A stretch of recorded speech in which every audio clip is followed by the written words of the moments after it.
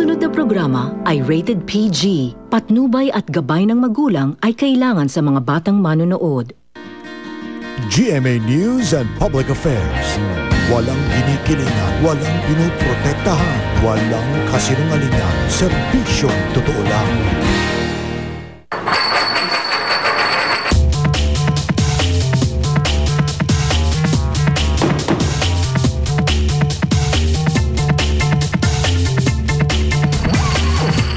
Ako po ang inyong kapuso, Jessica Soho. Ngayong gabi,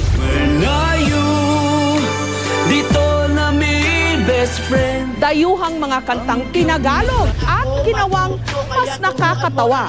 Turuan mo ko niyan. Turuan mo ko niyan, turuan mo ko niyan. Please, turuan mo ko niyan, turuan mo ko niyan. Sana'y lagi ang rohon, minsan siya ay ate.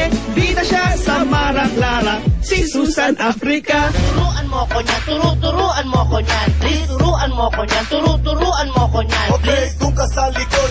Piling-piling mga sarap mula sa iba't ibang sulok ng Pilipinas.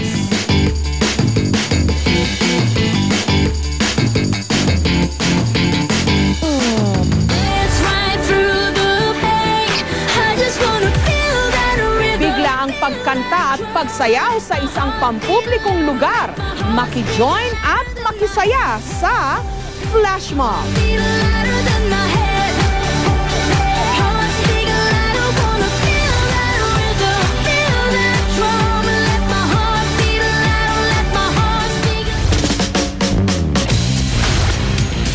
Bawat kusing, mahalaga. Barya-barya man, malaking pakinabang.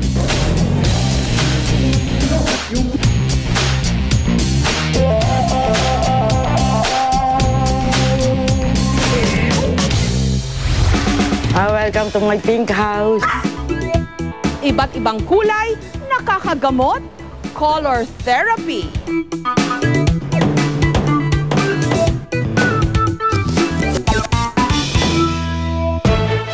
Successful rescue operation. Ay sinasamahan natin sila habang sila ay papunta sa Fort Bonifacio. Just one of the many hotels here in Tuguegarao. Nabugbog na ang buksingerong si Andagan. Accept the Peabody as Jessica Soho. To them, we dedicate this award.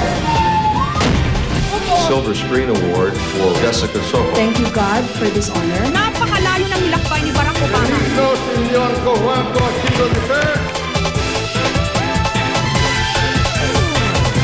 Karamihan sa atin marunong mag-Ingles, kaya mabilis pumick up ng mga dayuhang kanta. Pero ang ilang kantang banyaga, tinatagalog pa rin. Nagkakaroon hindi lang ng ibang tunog at kahulugan, kundi ginagawa pang nakakatawa. Kaya, turuan mo ko niyan. Never heard dati ang American hip-hop group na Cali Swag District.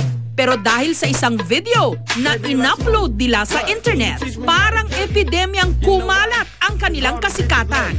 Kaya ang sigaw ng mga nakapanood ng kanilang video na umabot na sa mahigit 1.5 milyon, Teach Me How to Doggy. Teach me how to doggy. Teach me how to doggy. Teach me how to doggy. Teach me Pati ang mga kilalang personalidad, katulad ni na US First Lady Michelle Obama, ang teen heartthrob na si Justin Bieber, at R&B star Chris Brown na pa-doggy dance din. Pumuesto agad sa US Billboard Hot 100 at naging certified double platinum pa dahil sa sobrang kasikatan ng kanta at dance step na ito. Siyempre, papahuli ba tayong mga Pilipino? Teach me how to doggy. Teach me how to doggy. Teach me how to doggy. Teach me how to doggy. All my bitches love me. All my bitches love me.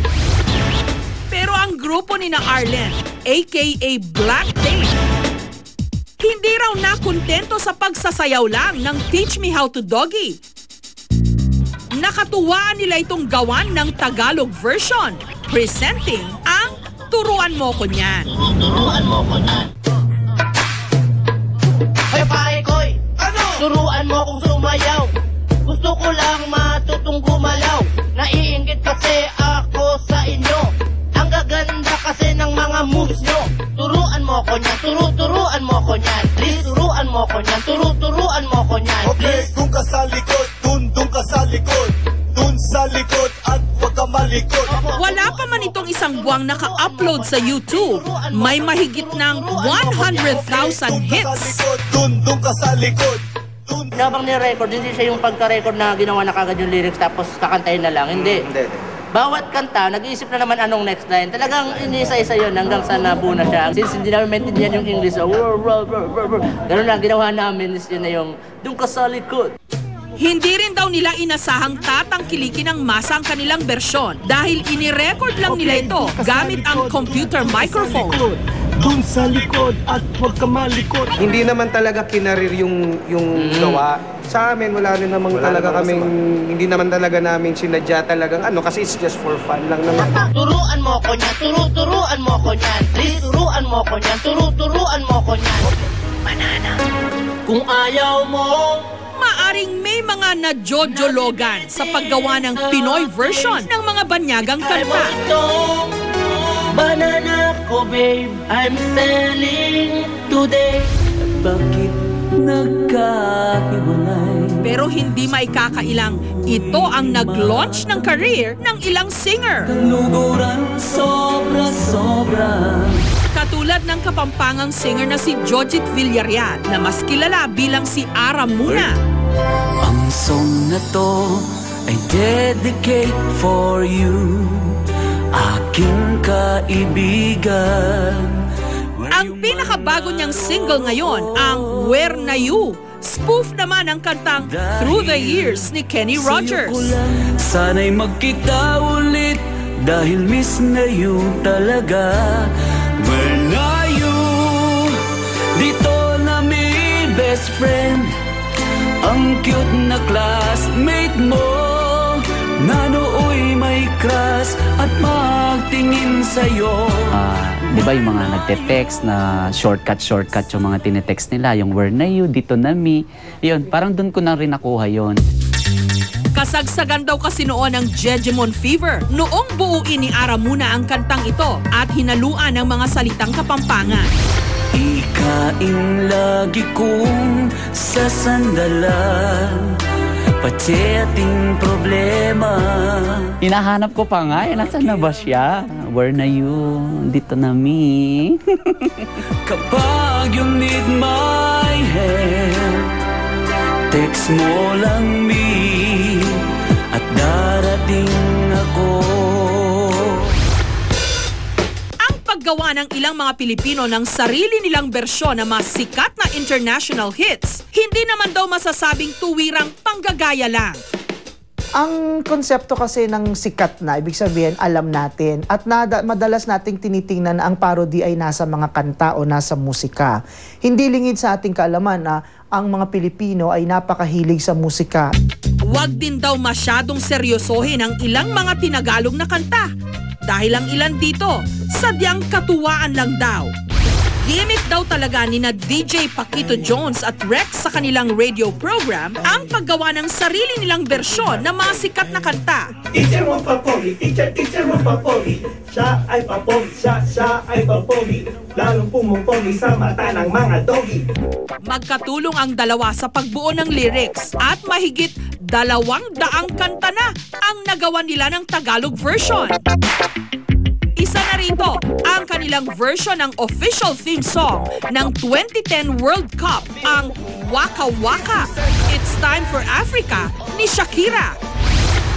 Isa siya'y mother sa teleserye, sa pelikula. Ang bumida sa kanilang Tagalog version, ang dekalibreng character actress na si Susan Africa. Mapa-serious, mapa-drama, ikay award winner. Si Fred Ocampo isa sa mga biggest supporters ng NGO natin. Pagpupugay raw ito ni na Paquito at Rex kay Susan Africa na madalas lumalabas bilang ina o ate sa mga soap opera at pelikula. Biglang pumasok na siya dito, sabi niya, pare, gawin nga natin yung Waka Waka. Kasama sa lyrics yung This Time for Africa, tapos Susan, Africa. Sige, gawin natin. O kung naisip ko yun habang pinapatugtog dito sa amin na radyo. At ito lamang Huwebes, hindi inasahan ni na Paquito at Rex na meron silang espesyal na bisita.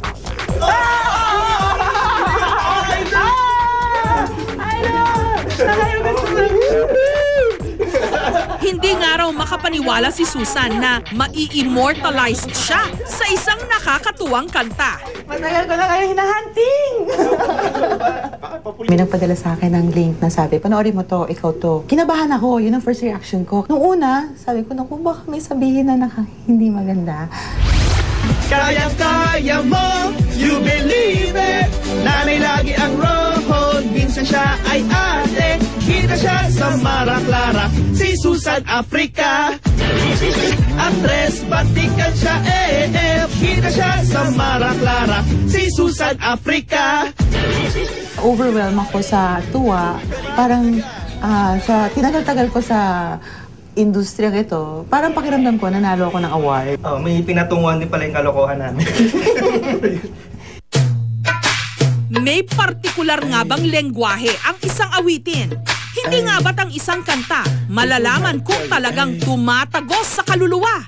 Kung meron pa ring nararamdaman ang mga tagapakinig kahit pa nagpalit-palit na ito ng wika. Turuan mo ko niyan, turuan mo ko niyan. Please, turuan mo ko niyan, turuan mo ko niyan. Okay, dun ka sa likod, dun ka sa likod, dun sa likod. Piling-piling mga sarap mula sa iba't ibang sulok ng Pilipinas. From Del Monte, introducing the orange juice drink that cares for your heart. New Heart Smart Orange. Clinically proven to help lower cholesterol in just 4 weeks.